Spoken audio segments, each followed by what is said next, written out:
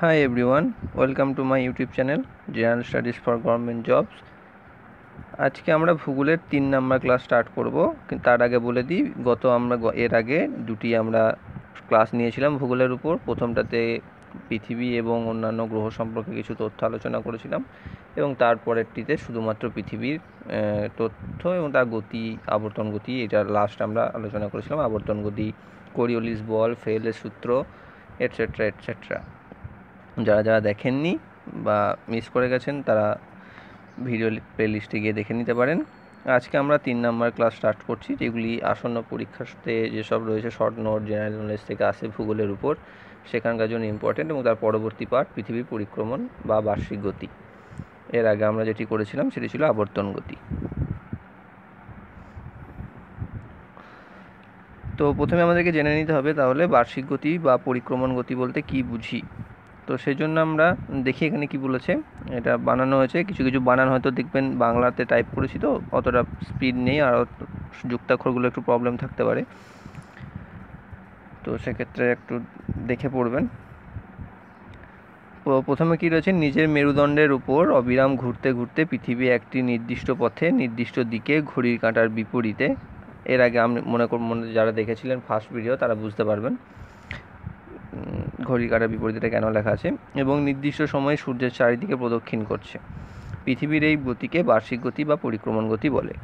N স্ট্রেলারের মতে পৃথিবীর নিজ কক্ষে সূর্যের পরিক্রমণ করাই হলো পৃথিবীর পরিক্রমণ গতি। অর্থাৎ আমরা এর আগে যেটি দেখেছিলাম আবর্তন গতিতে, যে পৃথিবীর নিজের অক্ষের উপর যেটি ঘুরছিল, পৃথিবীর নিজের অক্ষের উপর, এই দিক থেকে এইদিকে পৃথিবী নিজের অক্ষের উপর। এখন আমরা কি দেখছি, মাঝখানেতে যদি সূর্য হয় এবং তার পাশে যদি আমাদের উপবৃত্তাকার কক্ষপথ হয় পৃথিবী, সেই পৃথিবী ঘড়ির উল্টো দিকে বা ঘড়ির দিকের উল্টো দিকে সূর্যকে কেন্দ্র করে যে পাক খাচ্ছে এই দিক থেকে এইদিকে, সেই গতিটিকে বলা হচ্ছে পরিক্রমণ গতি বা বার্ষিক গতি। তার পরবর্তী প্রশ্ন হচ্ছে, পরিক্রমণ গতিকে বার্ষিক গতি বলে কেন? আমরা এটা জানি, এটাকে সূর্যকে পরিক্রমণ করছে বলে পরিক্রমণ গতি বলে, কিন্তু এরই অপর নাম একটি বার্ষিক গতি। সেটি কেন বলা হয় বার্ষিক গতি? কারণ কি বলছে, সূর্যকে একবার প্রদক্ষিণ করতে পৃথিবীর সময় লাগে 365 দিন 5 ঘন্টা 48 মিনিট 46 সেকেন্ড। এটা আমরা মোটামুটি সকলেই জানি। এই সময়কালকে বলা হয় সৌর বছর। এটি একটি ইম্পর্টেন্ট, যে সৌর বছর অনেক সময় শর্ট কোশ্চেন হিসাবে বা ডেসক্রিপটিভ টাইপসেরও চলে আসে, সৌর বছর কাকে বলে। তবে হিসেবের সুবিধার্থে আমরা এই 5 ঘন্টা 48 মিনিট 46 সেকেন্ড বা প্রায় 6 ঘন্টাটাকে বাদ দিয়ে দিই, শুধুমাত্র বছর হিসাবে 365টাকেই ধরে নিই। এবং এই 5 ঘন্টা যেটা বা প্রায় 6 ঘন্টা যেটা রয়েছে সেটি 4 বছর অন্তর অন্তর একদিন করে যোগ করে দিই, যেটি আমরা জানি লিপ ইয়ার। সেটা আমরা পরে আছে, সেটা পরে পড়ব। এই পরিক্রমণ গতির সাহায্যে আমরা বছরটিকে নির্ণয় করছি, বা আমাদের পৃথিবীর যে বছর, আমরা এক বছর যেটিকে বলি, সেই বছরটা আমরা পরিক্রমণ গতির সাহায্যে নির্ণয় করি, তাই পরিক্রমণ গতিকে বার্ষিক গতি বলা হয়। পরবর্তী কোশ্চেন হচ্ছে, পরিক্রমণের সময় পৃথিবীর মেরুরেখার অবস্থান। সূর্য পরিক্রমণের সময় পৃথিবীর মেরুরেখাটি তার কক্ষতলের সঙ্গে সমকোণে থাকে না, থাকে 66 ডিগ্রি কোণ করে। এর ফলে 6 মাস পৃথিবীর উত্তর গোলার্ধ এবং বাকি 6 মাস পৃথিবীর দক্ষিণ গোলার্ধ সূর্যের দিকে ঝুঁকে থাকে। যে জন্য আমরা জানি যে মেরু অঞ্চলে 6 মাস দিন এবং 6 মাস রাত হয়। তো ঠিক সেই রকমই যখন যে মেরুটি পৃথিবী সূর্যের দিকে ঝুঁকে থাকে সেখানে 6 মাস দিন হয়, আর অপর সাইডে রাত। এবং আবার উল্টোটা হয়, যখন দক্ষিণ মেরুটা সূর্যের দিকে ঝুঁকে থাকে তখন দক্ষিণ গোলার্ধে 6 মাস দিন, উত্তর গোলার্ধে রাত। এবং যখন উত্তর গোলার্ধ সূর্যের দিকে ঝুঁকে থাকে তখন উত্তর গোলার্ধে দিন, দক্ষিণ গোলার্ধে রাত। তারপরে রয়েছে সৌরবৎসর বা সৌরবর্ষ, যেটা আমরা এর আগেই বললাম 365 দিন 5 ঘন্টা 48 মিনিট 46 সেকেন্ড, যেটি পৃথিবীর পরিক্রমণ করতে সময় লাগে সূর্যকে। তো সেখানে আমরা 365 দিন 6 ঘন্টা বা প্রায়, যেটিকে আমরা যদি এভারেজ করে নিই বা ধরে নিই, তো এই সময়টিকে বলা হচ্ছে সৌর বছর। 365টা কিন্তু বছর আমরা হিসাব করি, কিন্তু সৌর বছর হচ্ছে 365 দিন 5 ঘন্টা 48 মিনিট 46 সেকেন্ড বা 365 দিন প্রায় 6 ঘন্টা। তারপর রয়েছে মহাকর্ষ কি, বা মহাকর্ষ বলতে আমরা কি বুঝি। আমরা দেখেছি হয়তো চুম্বকের ব্যাপারটা, যে চুম্বক লোহা বা লোহা জাতীয় ধাতু জাতীয় কিছু কিছু পদার্থ রয়েছে চুম্বক এবং অন্যান্য, সেগুলিকে আকর্ষণ করে নিজের দিকে। তো ঠিক সেই রকমই পৃথিবী এবং মহাজগতে সমস্ত কিছুই চুম্বকের মতন আচরণ করে, এবং সেটাতে কী হচ্ছে, প্রতিটি বস্তুই পরস্পরকে আকর্ষণ করে।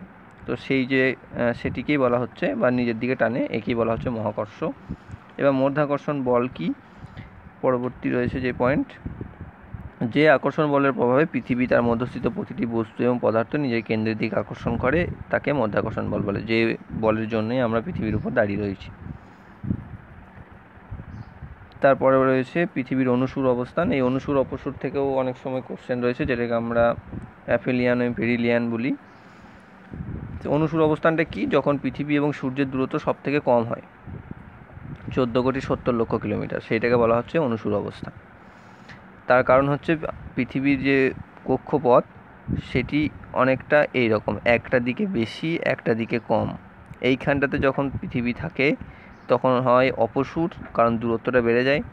এইখানটাতে যখন থাকে তখন কম হয়, তখন হয় অনুসুর। অর্থাৎ এটি বলতে এই অবস্থানটাকে বোঝানো হচ্ছে।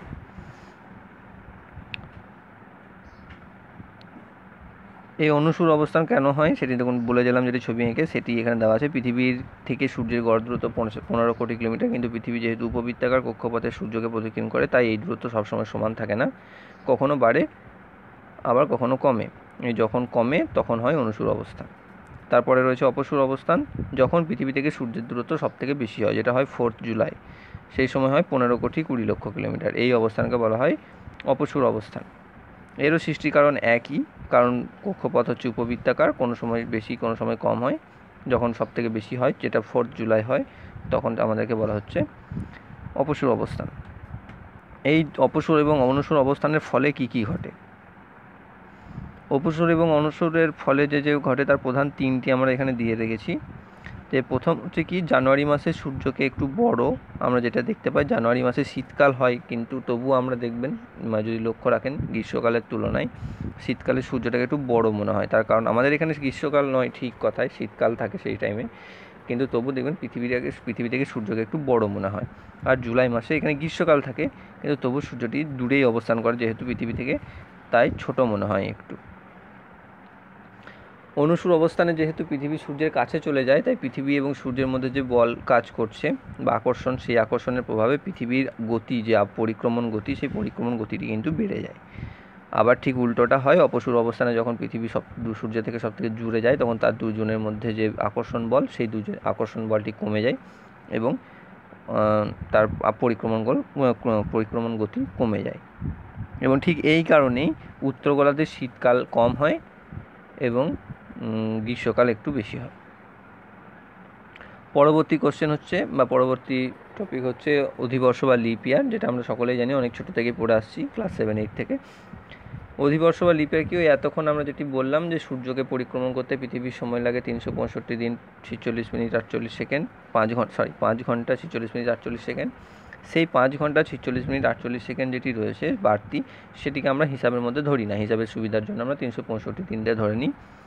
এবং সেই 365 বাদ দিয়ে দিচ্ছি আমরা যে দিনটি, 5 ঘন্টা 48 মিনিট 46 সেকেন্ড বা প্রায় 6 ঘন্টা, সেটি 4 বছর অন্তর 4 6 24 বা একদিন আমরা বছরে 365 সাথে যোগ করে দিই, নিয়ে সেই বছরটিকে করে দেওয়া হয় 366 দিনে, এবং সেই বছরটাকে বলা হয় লিপ ইয়ার। এবং এই লিপ ইয়ারে আমরা জানি ফেব্রুয়ারি মাস 28 দিনে হয়, সেই 28 দিনের জায়গায় 29 দিনে হয়।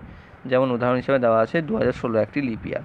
এবং এই লিপ ইয়ার আমরা বার করতে পারি কীভাবে, শতাব্দী সাল, অর্থাৎ 1000, 2000, 3000, এই যে সালগুলো, বা 1900, এই সালগুলোর ক্ষেত্রে যেগুলো 4 দিয়ে ভাগ যায়, 400 দিয়ে ভাগ যায়, সেগুলো হচ্ছে লিপ ইয়ার।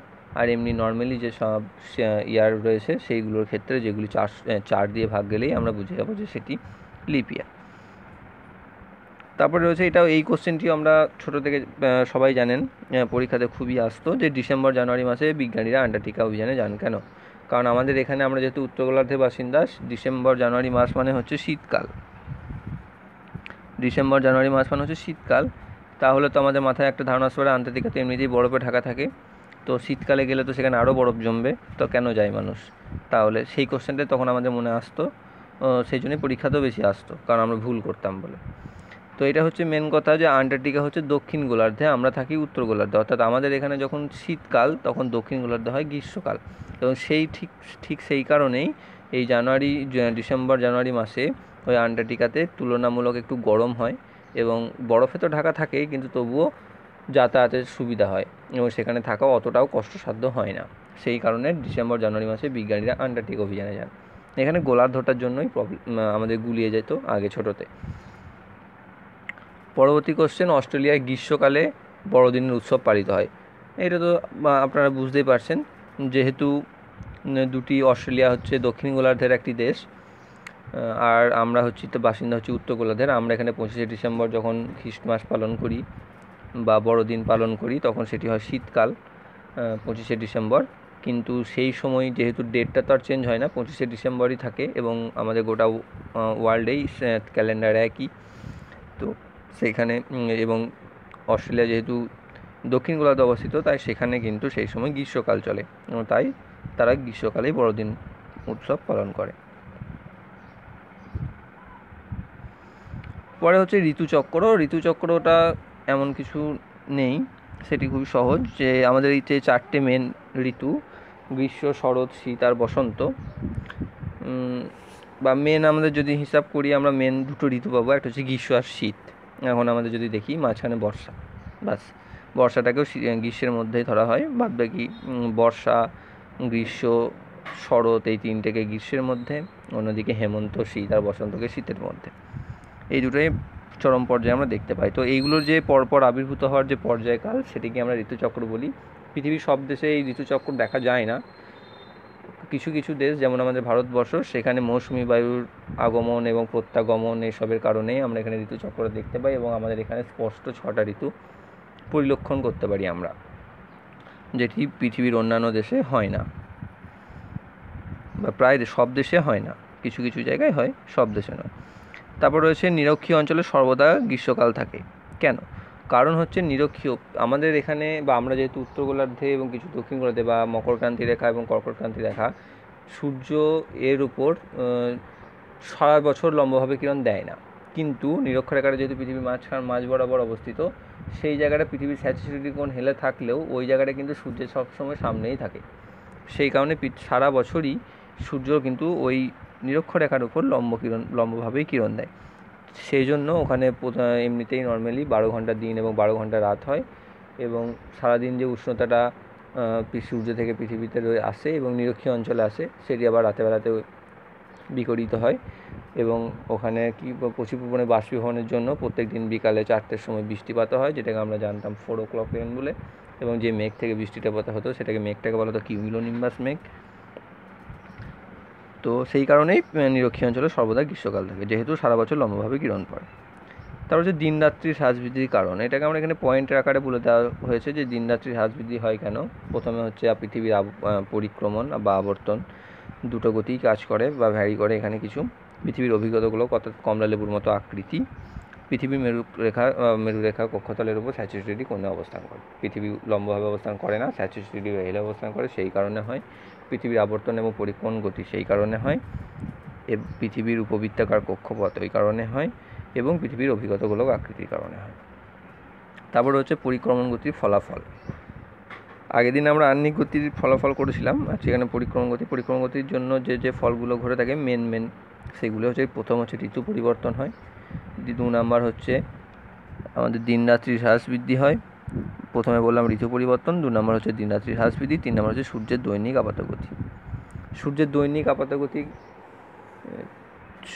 দৈনিক হবে না, এটা বার্ষিক আপাতগতি হবে। পরিক্রমণ গতি, এটা দৈনিক আপাতগতিটা হয় আবর্তন গতির জন্য, এখানটা বার্ষিক হবে।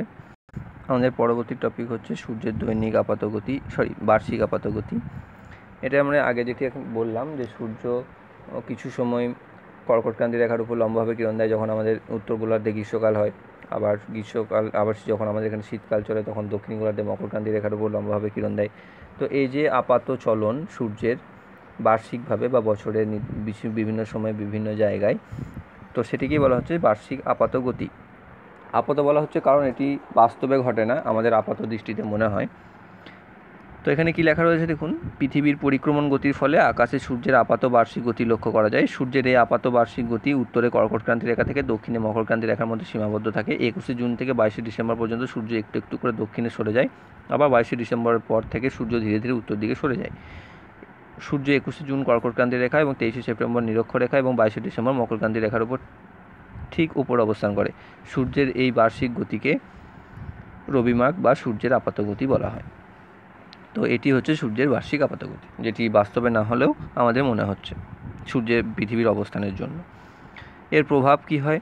রবিমার্গের সঙ্গে সূর্যের উত্তরায়ণ ও দক্ষিণায়নের ঘটনা জড়িত। অর্থাৎ উত্তরায়ণ যেটাকে আমরা বলি, যখন কর্কটক্রান্তির উপর লম্বভাবে কিরণ দেয় তখন সেই ঘটনাকে বলি। নিরক্ষরেখা থেকে কর্কটক্রান্তি রেখা অবধি সেটিকে বলা হচ্ছে উত্তরায়ণ, এবং নিরক্ষরেখা থেকে মকরক্রান্তি অবধি সেটা হচ্ছে দক্ষিণায়ন। চাপ বলয়ের সীমানা পরিবর্তনের ভূমিকা। চাপ বলয় বলতে এখানে বায়ুচাপ বলয়ের কথা বলা হয়েছে। আমরা জানি বায়ুচাপ বলয় যে 7টি মেন বায়ুচাপ বলয় রয়েছে, সেই বায়ুচাপ বলয়গুলির স্থান পরিবর্তন ঘটে। উত্তর ও দক্ষিণ গোলার্ধে তাপমাত্রা পরিবর্তনের বিশেষ ভূমিকা লক্ষণীয় হয় এই রবিমার্গের কারণে বা সূর্যের বার্ষিক গতির কারণে, আপাত গতির কারণে। তারপর হচ্ছে বিষুব। বিষুবটা আমরা জানি, বিষুব রেখা আমরা বলি নিরক্ষরেখাটিকে। বিষুব কথার অর্থ হচ্ছে দিন ও রাত্রির পরিমাণ সমান। যে যে তারিখে বা দিনে পৃথিবীর সর্বত্র দিন রাত্রির সমান হয় সেই তারিখ বা দিনগুলিকে বিষুব বলা হয়। যেমন হচ্ছে সেই দিনগুলি হচ্ছে দুটি, একটা হচ্ছে 21শে মার্চ এবং একটা হচ্ছে 23শে সেপ্টেম্বর। যে দুটি দিনে পৃথিবীর, এটি ভুল লেখা আছে, সরি। বিষুব কথার অর্থ হচ্ছে দিন এবং রাত্রির সমান। যে পৃথিবীর এমন কোনো দিন নেই যে দিনে পৃথিবীর সব জায়গাতেই দিনে রাত্রির সমান হবে। তো সেই তথ্যটা এখানে ভুল রয়েছে, এবং টাইপিং ভুল হয়ে গেছে হয়তো। তো সেক্ষেত্রে 21শে মার্চ এবং 23শে সেপ্টেম্বর যেটা রয়েছে সেই দুটো দিনে পৃথিবীর সূর্য নিরক্ষরেখার উপর লম্বভাবে কিরণ দেয়, যার কারণে সেইখানে 12 ঘন্টা দিন এবং 12 ঘন্টা রাত্রি হয়। অন্যদিকে যখন আমাদের কর্কটক্রান্তি রেখার উপর যে দিনে দেয়, এখানে দেখুন রয়েছে, সরি 21শে জুন 21শে জুনে কর্কটক্রান্তি রেখাতে 12 ঘন্টা রাত 12 ঘন্টা দিন। আবার অন্যদিকে 23শে সেপ্টেম্বরে নিরক্ষরেখার উপর 12 ঘন্টা দিন 12 ঘন্টা রাত। আবার 22শে ডিসেম্বর মকরক্রান্তি রেখার উপর।